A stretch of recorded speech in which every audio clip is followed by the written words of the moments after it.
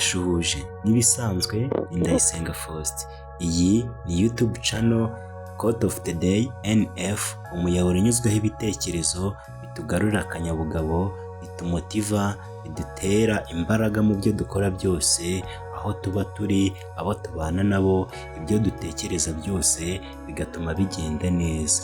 Uyu munsi twabateguriye kumwe mu byamamare, umuhanzi w'ibitekerezo utugezaho, washinze imitekerereze mishya abandi bagakurikira. Uyu nguyu yitwa Socrate. Iyi ni Quote of the Day NF.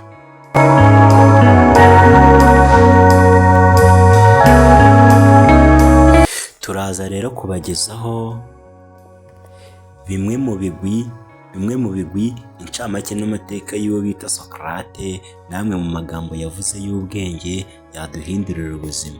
Nduzi yuko uyu Socrate ari ufatwa nk'ikiragano isi yarazwe kuva kera kugeza na n'ubu, aho yabayeho mbere ya Yezu Kristu, ariko ibitekerezo bye, ubuhanga yari afite, tukaba tukibugenderaho kugeza na n'ubu ngubu.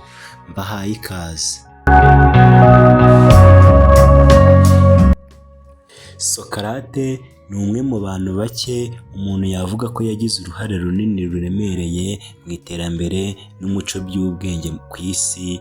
Iyo tutamugira, ubu amateka aba atandukanye cyane. Azwiho cyane kuba yari afatanije n'uburyo bwa Socratique bw'ibibazo n'ibisubizo, kuvuga ko yari injiji cyangwa yari azi yuko yibaza ibibazo kugira ngo abone igisubizo cy'ibintu runaka, kandi avuga ko ubuzima butasuzumwe budakwiye kubaho. Niwe wahumekeye kuri Plato, utekereza cyane ko ari we washinze imigenzo ya filozofiya y'iburengerazuba. Plato nawe yabaye umwarimu wa Aristote, bityo ashyiraho inyabutatu izwi cyane muri filozofiya ya kera. Iyo nyabutatu rero ni Socrate, Plato na Aristote. Mu buryo butandukanye n'abandi bafilozofe bo mu gihe cye ndetse n'ab'iwacu, Socrate ntabwo yigeze yandika ibintu, ahubwo yari yiyemeje kubaho mu buryo bworoshye no kubaza ibitekerezo bya buri munsi n'ibitekerezo bizwi n'abari mu mujyi yavukiyemo wa Athene. Afite imyaka 70, yishwe na bagenzi be bamuziza icyaha cya ruswa. Urubanza rwe yahamijwemo ibihano bikomeye cyane, aho yashinjwaga ibintu bijyanye na politiki.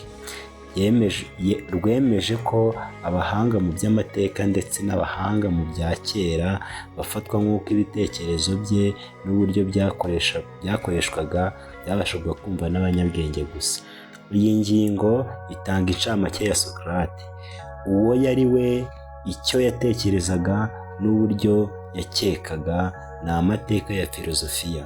Muri icyo gihe gikubiyemo gutekereza kw'imitekerereze igoye, kumenya ikintu cyose cyerekeye mu gutekereza, cyatangaga igitekerezo ku ijambo rimwe ryanditse. Byinshi byavuzwe kuri Socrate byanditswe na Plato. Uyu Plato tukaba twabonye yuko ari we wahawe ibitekerezo cyangwa wahumekweho umwuka w'ibitekerezo bizima na Socrate. Rero uyu Plato niwe wanditse bimwe mu bitekerezo bya Socrate, cyane yuko Socrate nta gitekerezo na kimwe yigeze yandika ku rupapuro rwe, ahubwo abanyeshuri be cyangwa bamunyuze mu biganza babashaga kumutega amatwi, nibo babashije gushyira ubuhanga bwe hanze, aho abantu nyine babashije kubwumva binyuze mu bitekerezo bya Plato. Plato nawe akaba ari ibitekerezo yahaye Aristote bya Socrate, abo bakaba aribo babishyize hanze. Ibi rero nibyo bitwereka yuko uyu muntu Socrate, kugira ngo twongere kumubona mu isi yacu y'iki gihe, biragoye bitewe n'ibitekerezo byubaka by'ubwenge yari afite n'uburyo yicishaga bugufi. Ayo yari imwe mu incamake n'amateka bya Socrate. Ni byinshi cyane wabivuga ntiyabirangiza. Reka rero tudatinze dutangirize icyatuzinduye ariyo magambo y'ubwenge yavuzwe nawe. Amagambo tugiye kubabwira ni amagambo 5 n'ibitekerezo bigera kure mu bitekerezo ndetse bikanagera kure mu bushorishori bw'ibyo dutekereza. Kote ya mbere cyangwa amagambo y'ubwenge ya mbere yavuze iratangaje cyane, aho yavuze ngo when the debate is lost, slander becomes the tool of the loser. Yavuze yuko igihe impaka zacitse cyangwa igihe nta mpaka zigihari, aho gusebanya bihita bihinduka igikoresho cy'uwatsinzwe, bihita bihinduka igitekerezo cy'umuntu utakibasha kujya impaka nawe. Ahangaha iyi koti iri kutwigisha ko buriya dukwiye kwitondera abantu bose bahora basebanya, abantu bose bahora when the debate is lost, slander became a tool of the loser. Ahangaha yashatse kuvuga ngo igihe impaka zacitse, gusebanya biba igikoresho cy'uwatsinzwe. Igihe nta mpaka zigihari, aho ngaha gusebanya biba igikoresho cy'umuntu watsinzwe. Ibi biratwigisha iki rero? Ibi biratwigisha yuko gusebanya, kuvuga amagambo atubaka, kuvuga amagambo asenya, ibi ngibi ni zimwe muri character cyangwa imwe mu miterere iranga umuntu uba watsinzwe, iranga umuntu utabasha kukubwira igitekerezo cyubaka, iranga umuntu ufite ibitekerezo biri weak cyangwa bicitse intege, iranga umuntu utabasha kukuvana ku rwego rumwe akugeze ku rundi binyuze mu biganiro mwagirana. Ibi rero biratwigisha kwirinda aba bantu, biratwigisha n'uburyo twamenya kubana nabo tukabihorera, aho kugira ngo ujye impaka n'umuntu usebanya cyangwa umutege amatwi ukabasha kumwihorera ukaba calm down. Kote ya kabiri ya Socrate iribanda ku bibazo bitatu, aho avuga ngo whatever you are going to do, you have to think these 3 questions: is it true, is it good, is it useful? Ibikorwa byose ugiye gukora ugomba kwibaza ibi bibazo bitatu. Ese igikorwa ngiye gukora nicyo? Si igikorwa ngiye gukora ni cyiza? Si igikorwa ngiye gukora gifite akamaro? Aho ibi bibazo uzabasha kubitangira ibisubizo, uzaba ubasha kuba success cyangwa ubasha kuba umutsinzi mu bintu byose uba ugiye gukora. Ibi bibazo nuramuka ubashije kubisubiza kandi nta muntu n'umwe, nta kintu na kimwe kizaguca intege, cyane yuko uzaba wamaze kwireba wowe ubwawe, kwitekerezaho icyo ushaka, kureba ndetse n'ahantu uri kwerekeza. Ibi bizagufasha kuba concentré cyangwa gushika mu gahanga amaso ibikorwa urimo, ukima amatwi ibintu biguca intege, cyane yuko uba uzi aho ujya, uba uzi n'ibyo uri gukora ndetse n'icyo bizakumarira. Kote ya gatatu iravuga ngo an honest man is always a child. Bisobanuye ngo umugabo w'indahemuka iteka ryose aba ameze nk'umwana. Ibi bivuze iki? Ibi bivuze yuko kugira ngo ube uri umuntu w'indahemuka, kugira ngo ube umuntu nta makemwa mu bikorwa bye, kugira ngo ube uri umuntu utewe ishema cyangwa abo muri kumwe bose bifuza kuganira nawe, ni uko ugomba kuba uri nta makemwa, ni uko ugomba kuba uri inyangamugayo. Kuba inyangamugayo ni ikintu gikomeye cyane. Impamvu umugabo w'inyangamugayo ujyana n'umwana, buriya umwana afatwa nk'umutagatifu, umwana afatwa nk'umuntu utakora ikintu kiba kigambiriye. Niyo yakora ikosa ararikora, ariko ntabwo aba abigambiriye, ntabwo aba yabitekereje. Kandi twabonye yuko umuntu ukora icyaha ni umuntu ukora ikintu akizi, akigambiriye, agishaka, ndetse azi n'ingaruka kiza guteza muri sosiyete cyangwa kiza guteza umuntu yakoreye icyo kintu. Bivuze yuko umwana, impamvu avuga yuko nta cyaha agira, kuko n'ibyo yakora byose ntabwo aba azi ingaruka bigira, ntabwo aba azi ukuntu biza gusenya abantu aza kubikorera kubera yuko nta bumenyi aba abifiteho. Niyo mpamvu hano bafata umugabo w'indahemuka, bafata umugabo w'inyangamugayo nk'umuntu w'umwana, kuko ibitekerezo bye biba biri piwa, biba bitaramara kwandura cyane. Kote ya kane y'uyu munsi twabateguriye nayo iratangaje, iraryoshye cyane, ubashije kuyumva ukayishyira mu mutwe wawe. Iravuga ngo I know you want to believe me, but the highest form of human excellence is to question oneself and others. Bisobanuye ngo sinifuza kumenya, ariko foromire ya mbere y'umuntu w'umutsinzi ni ukwibaza ikibazo wowe ubwawe ndetse ukanibaza ibibazo ku bandi.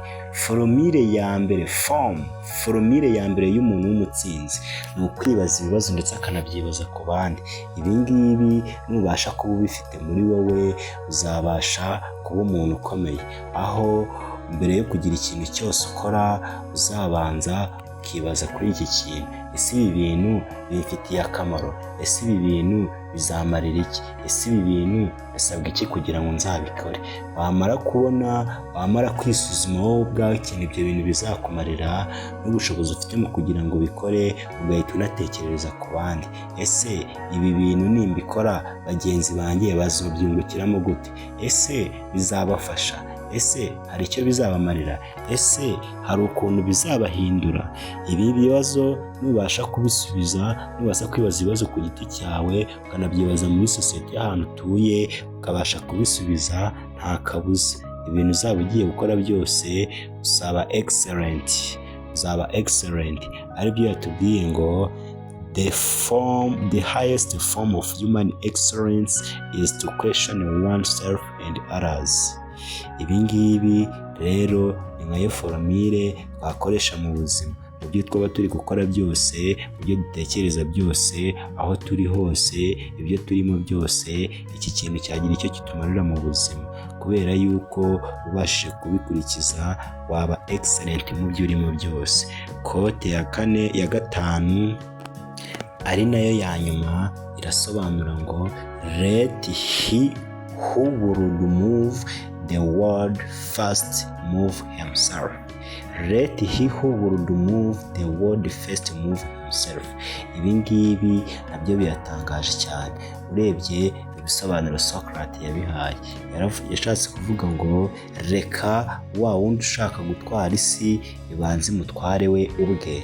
Ibi bisobanuye ngo wa muntu ushaka, mu kinyarwanda kizima baravuga ngo urwishigishiye ararusoma.